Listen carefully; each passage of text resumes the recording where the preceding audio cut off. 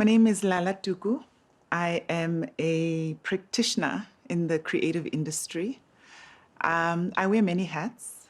Currently MD of Clive Productions, CEO of Corporate Icons, and co-chairperson of Africa Rising International Film Festival.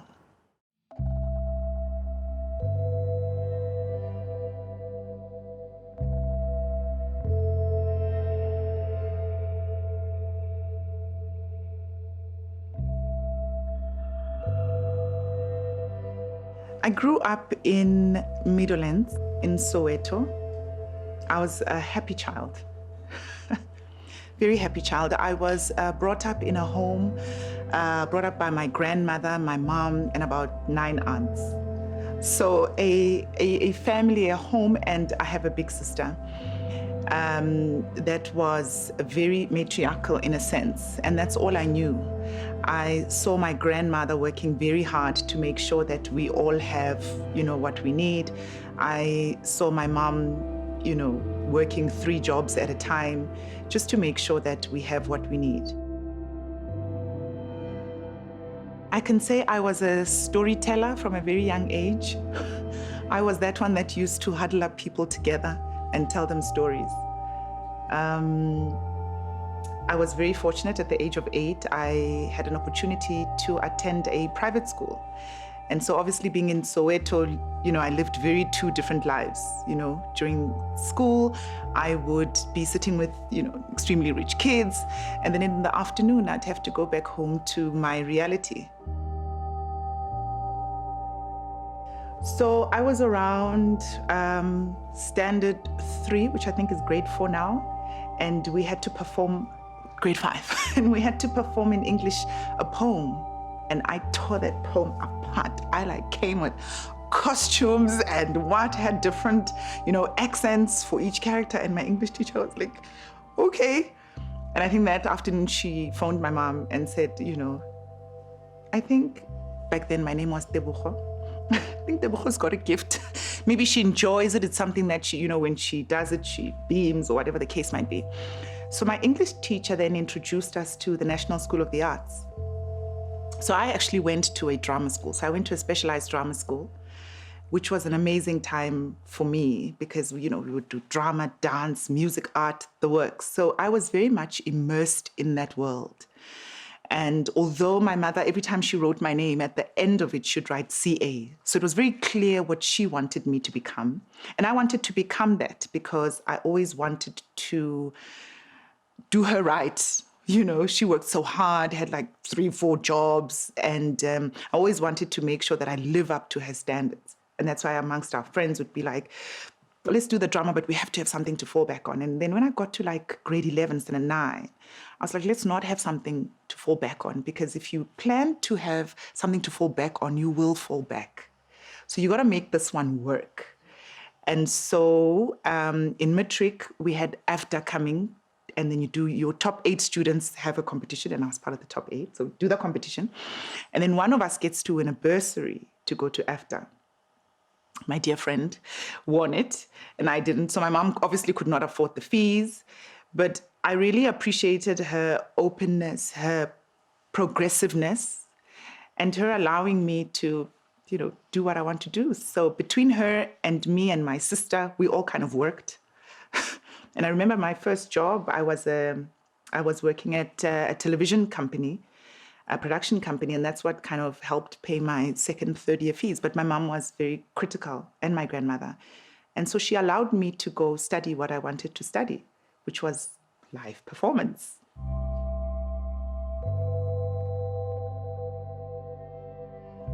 I've always had a sense of whatever I was going to do, I was going to be great at it. I always had this thing I'm going to be good at whatever I do. But I always wanted to be an accountant, loved numbers. And then when I was in high school, kind of considered law. The creative industry is not something that you consider as a career. And in fact, I always used to say to my friends while we're at school, have something to fall back on, Let's do this drama thing, let's act, let's run around, but we have to have something to fall back on. And mine was always law. I thought that's what I was going to do.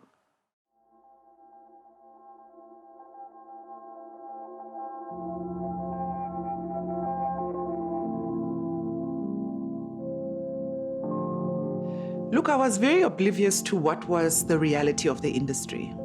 I had a great 5 years of high school, and I was in every play. And then at AFDA, we did a whole lot, and I directed plays. I did all sorts of things. So I was at the height. I didn't, I thought going into the industry, I'm here, I'm ready. And so I stepped out and got into the industry. I had developed a skill and a deep liking for directing. And so first year out, I went and said, I want to direct. I want to direct. Can I direct? And I was confronted with a lot of no's. Firstly, because, the reason that I was given, that there are no Black directors, let alone female. So you've got a pretty face, try acting. And that's what I did. And so I went into acting. Well, which was something that I always enjoyed and but the narrative then was that, no, people of your, color, gender, you're just in front of the screen. And that's what I did, and I enjoyed it, and I performed, but I still wanted to direct. And at every opportunity, in every set that I was in, I'd go and be like, try and find the office. Like, hi, are there directing opportunities? What can I do? I can show you what I can do. And I was always, they're like, no, you just read your script and you're going to act. Got headhunted into another very big soapy, and I performed there. And the character I was depicting, from what was on the page to what I knew Black women to be from my references that I had, I'd always want to meet I'd go to the producer's office and say, can I sit in the writer's room? Can I just give part of where I think she should go?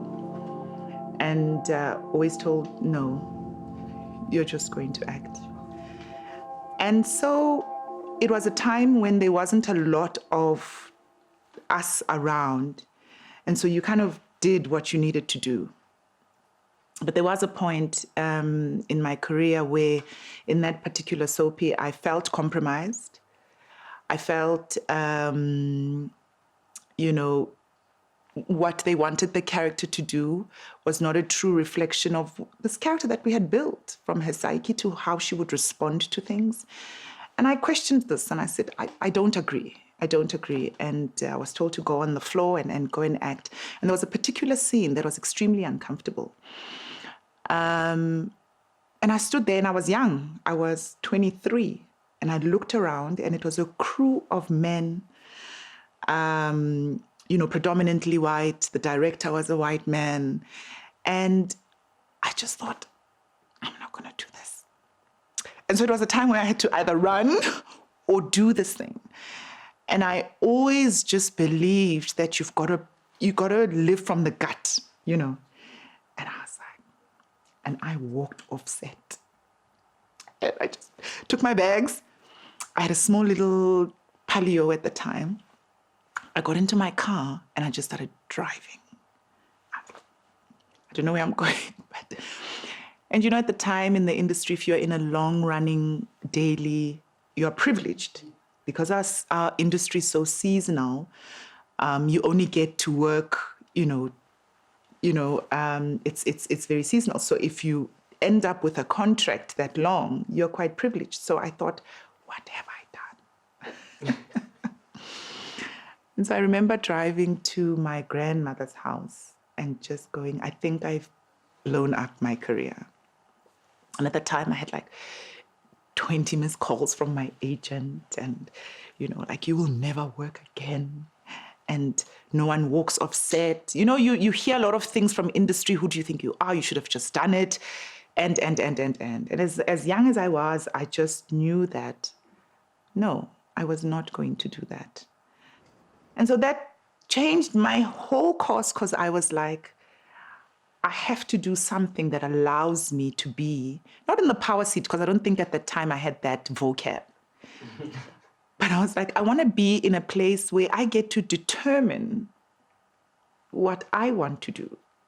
And not only that, I want to be in a place that I can give other people the opportunity to feel safe, to be okay, and to thrive in their own, circumstances and situations.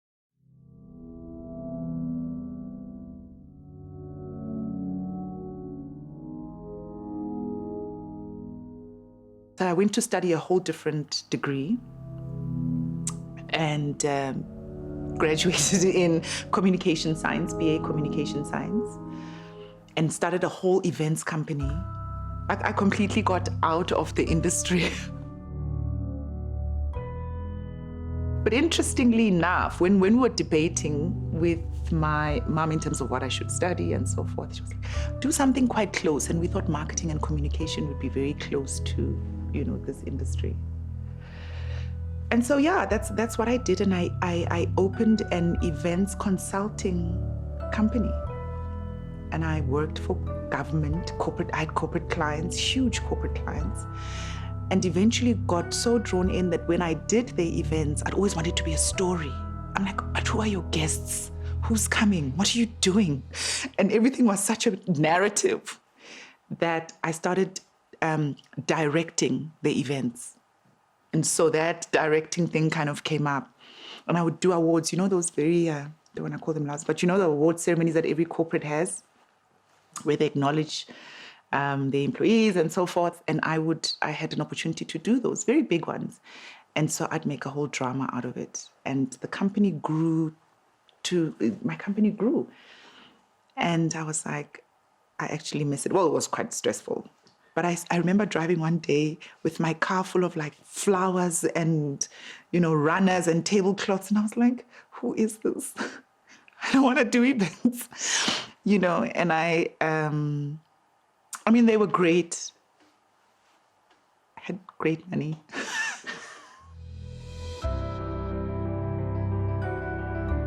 I believe life is a journey. I've learned enormous, things along the way. And out of that, I then met the NFVF because I was doing the South African Film and Television Awards for them. And so that's how I got to know the NFVF, and I was absorbed into the company. And that became a whole other journey where I got to learn about the business side of film, the policy making, the real issues around our film industry, the funding, the distribution, and so forth. So you can call it a detour, but I think I was going to pick up some very, very much needed skills and tools that would land me up in a place that really, I think for me, assisted my career to be where I am now. I've understood and I've learned and I've seen that there are gaps within our industry. There are key places where females don't play a part. There are, key decision-making areas where females don't exist and they're not being developed. And so my narrative is really to go and see how can we make it better? How do we open up? How do we make sure that we can all sit around the table? I'm looking at the crew this morning and it's all men except maybe one or two. And that's what the gender matter study said that the NVF did in 2018. It said that females exist in, makeup, catering, and they're not in key areas in the film industry. So until there can be that balance, we can really develop and move forward. So I think mine is, I'm a creative, yes, but I've identified that there are areas in which we need to play in, that we need to be active in. There need to be more female head writers, for example, so that our women can be represented, or else we'll continue to be misrepresented. I think over the past 10 years, though, we've seen quite a growth in, females-led stories. And so the industry is changing very slowly. So I think from a business side and from a creative side, one has to balance and I suppose keep innovating yourself.